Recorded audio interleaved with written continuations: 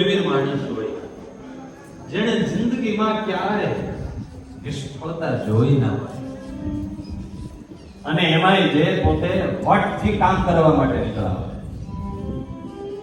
નિષ્ફળતા તો જોઈ ના હોય, એમાંય જે કામ માટે સ્પેશિયલ નિર્ણય કર્યો હોય કે આ કામ પાર પાડી અને મારે જગતને દેખાડી દેવું છે કે હું શું કામ કરી શકું.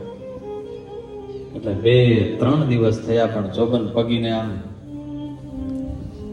એ ચેન પડતી નથી કે જિંદગીમાં કોઈથી આવી નિરાશા મળી નથી. આખો દિવસ વિચાર કરે, ધાર્યું કરતા પાડતા ધાડ. નક્કી કર્યો હોય કે સરકાર ગાયકવાડની તિજોરી લૂંટવી છે,